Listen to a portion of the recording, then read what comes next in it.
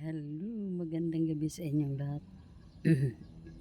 Medyo iba ang boses natin kasi yung nagwalis ako kanina, medyo umulan ng kunti mga tiyaying, pero parang ano lang naman, kaya pa to ng power.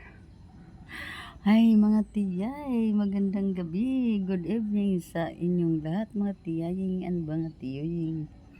Hi guys, dito tayo sa ating terrace, ang ating favorite spot dito sa bahay mga tiyay. At tingnan mo tingnan nyo nga yung ating mga tiyay ang ating kalangitan. Ganyan ang hitsura ng ating kalangitan, wala talagang pagbabago mula kaninang umaga, pagising ko hanggang ngayon, ganun pa rin siya. Pero sa palagay ko mga tiyay, umulan na doon hindi ko lang alam kung malay-balay or basta doon banda.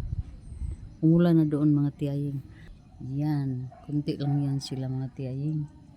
At as usual, green ang ating kapaligiran. Ganyan naman talaga ang aming environment mga tiyay, dahil nasa medyo bukid tayo. Pero mga 7 minutes or 5 minutes lang naman ata ang biyahe ng sasakyan, makarating na tayo sa sentro. So hindi naman masyado sa bundok tayo. Poblasyon pa tong aming address, nasa poblasyon pa tayo. So usap tayo mga tiyay. Anong topic kaya ang ating pag-usapan ngayon? Itong suot ko bili ko to sa Bangkok last March, yung pumunta kami. Uy, parang may na naman, may kunting drops ng ulan. Ay nako, itong ulan ba?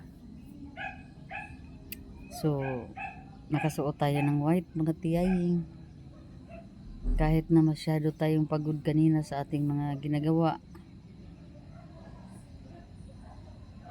Third day sa duty ko. Third day pala, hindi pala fourth day. Third day sa pag-duty ko dito sa bahay mga tiyay. So inobserbahan ko yung yung strength ko, powers ko mga tiyay. Pero okay naman, sus Ginoo ko. Ako lang naman ang nagmamanage sa aking sarili din. Pati na yung mga gawain dito sa bahay. Ako lang ang nagmamanage mga tiyaying. Hala, may ulan talaga ay. Hala, pasok tayo mga tiyay.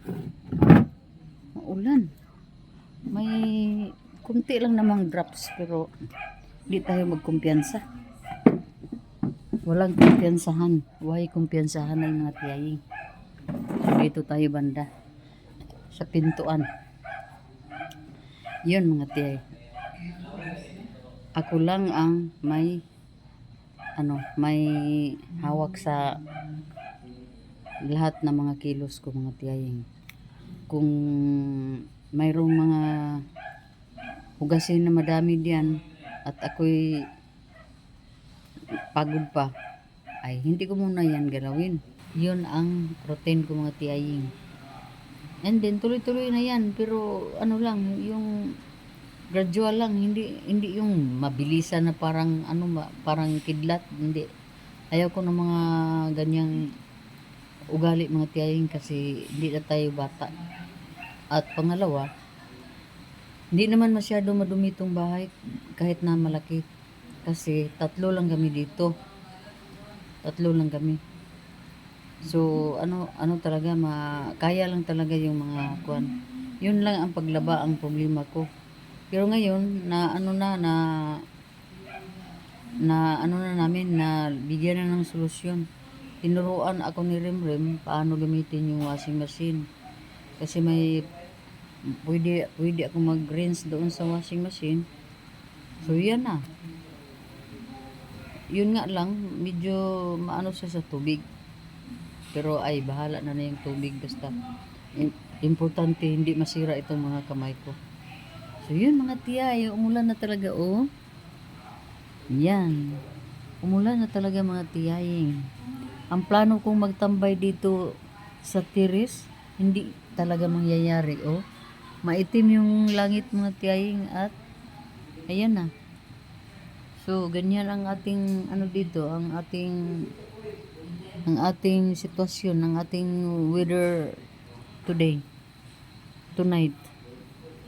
Umulan na. Ewan ko lang kung hanggang umaga, basta paggising ko sa umaga, basang-basa talaga yung mga pati dito, basa pa to dito. So, yun mga tiyaying. Oh, tingnan mo mga tiyayo. Ay, nako, nag-iba na yung natin. So, pasok tayo sa loob. Ang inyong tiyayo. Nakabihis na tayo mga tiyaying ng isang sleeveless na t-shirt galing tong Bangkok. So, nakita ko kanina doon at yun, inano ko na, tinry ko ng isuot. Kasi parang sa akin to fit. Bigay ko to kay Remrem sana, pero hindi siguro nagkasya sa kanya mga tiyaying, kaya napabayaan lang diyan sa aparador. So mga tiyay, ganito ang ating weather. Maghapon talagang walang init. Pero okay lang. At least kung gusto ng weather natin na magpahinga muna ang araw, di okay. Ang ating ulamer for tonight, ito fried chicken mga tiyayi. Ano ko lang to sa crispy fry. Inote ko lang ito ng crispy fry, tapos i-rep ng mga 1 oras kalahati siguro kasi maaga ko siyang na-prepare. So ngayon,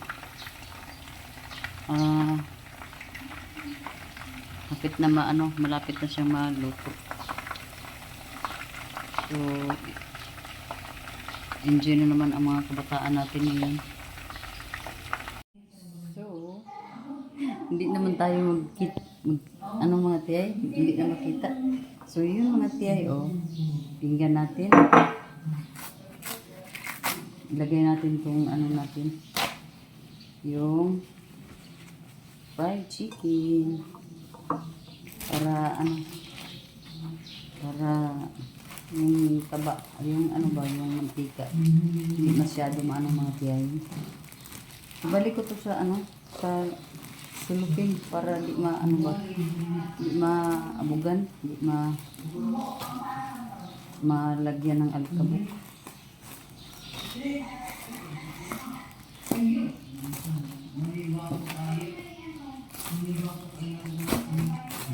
Ayan. So, yan tayo mga tiyagi.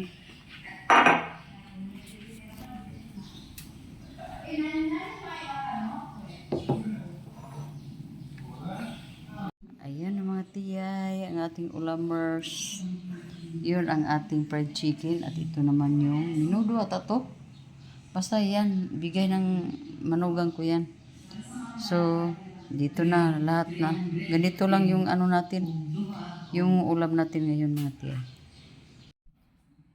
Hi! Andito na tayo sa loob ng kwarto. So, muna natin ito mga tiyan.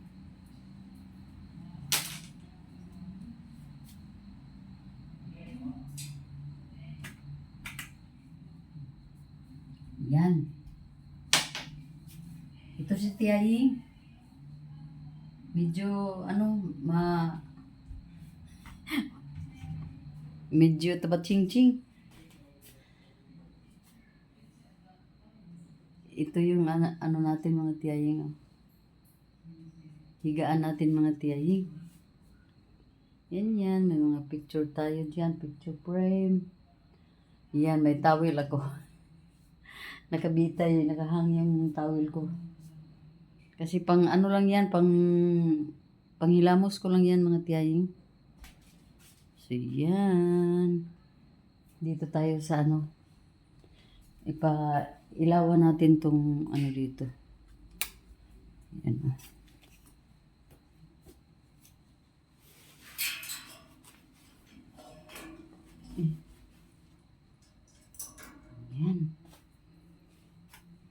dito naman. Isara natin itong mga kortina natin. Oh, close na. At dito tayo. Tika muna. Ayan ang inyong tiyaying. Yan. Phone lang tong gamit ko mga tiyay sa pagbibideo. So yan, si tiyay. Si tiyay Ninin, yan makapal. Iyaan na lang natin yung ating mga nakapalan dyan. Ang importante na good health tayo mga tiyaying.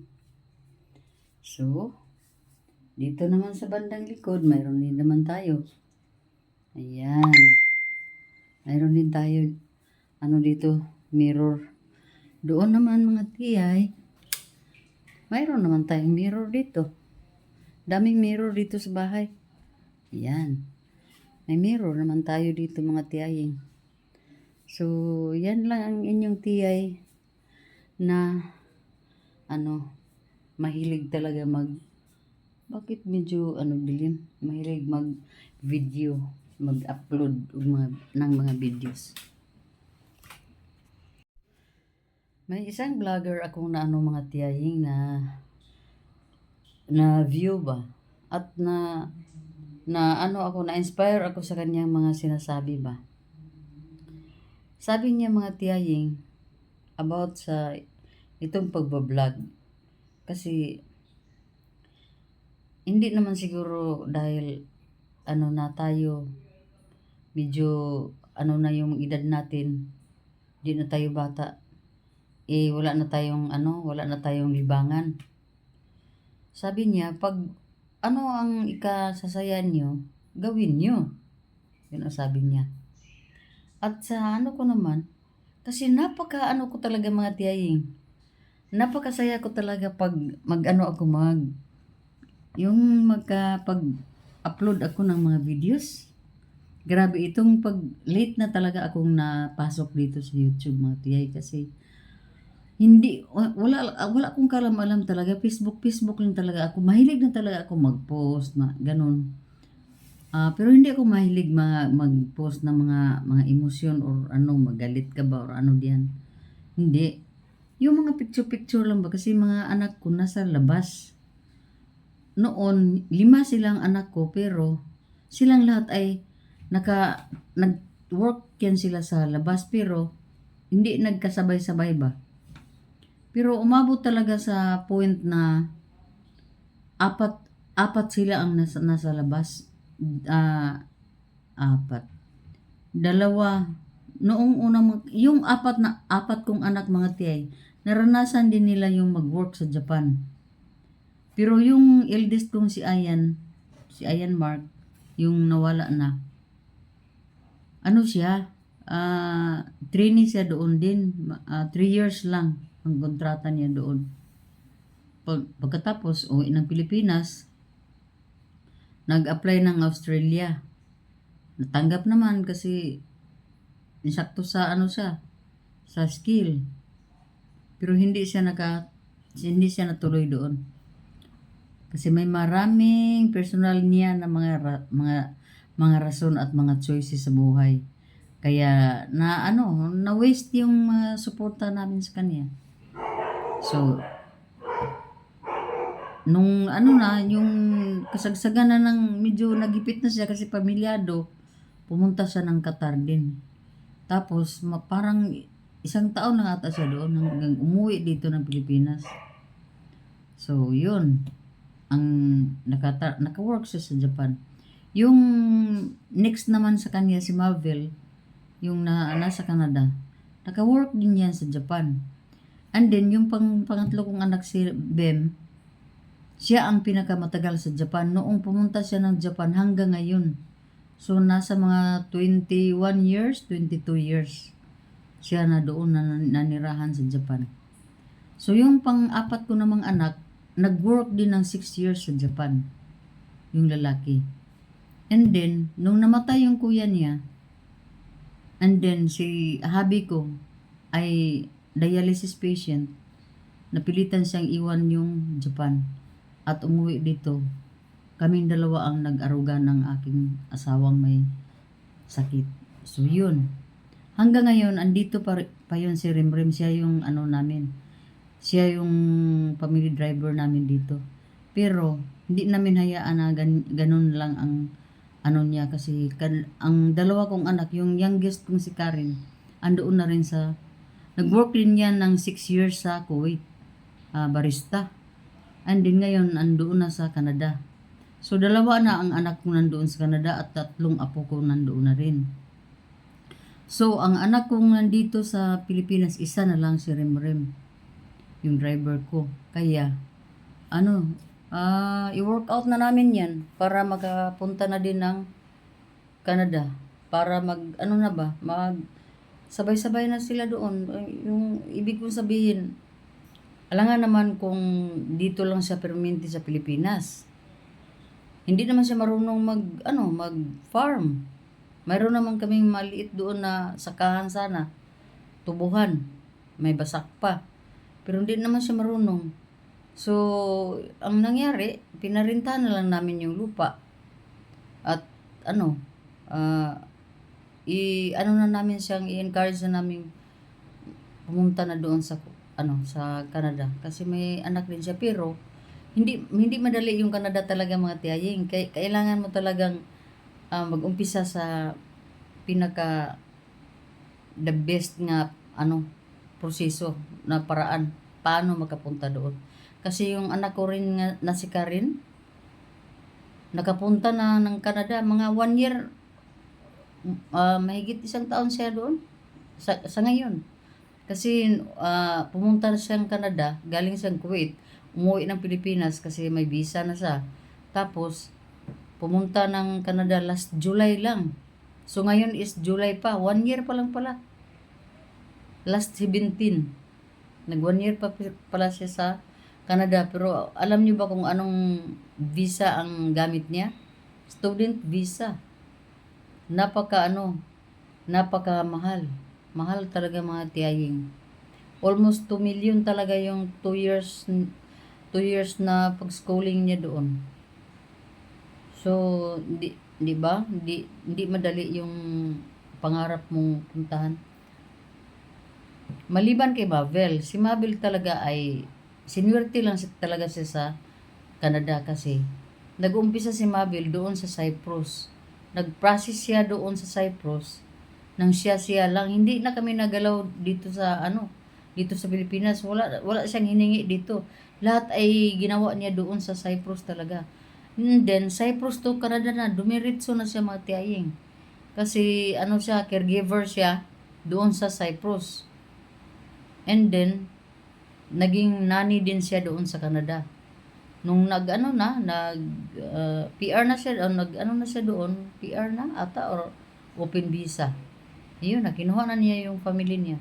Umuwi siya dito, pinakasalan niya yung boyfriend niya, at dinala na niya doon. At kasabay na rin yung 2 anak niya. So yun, mga tiyaying, hindi madali talaga.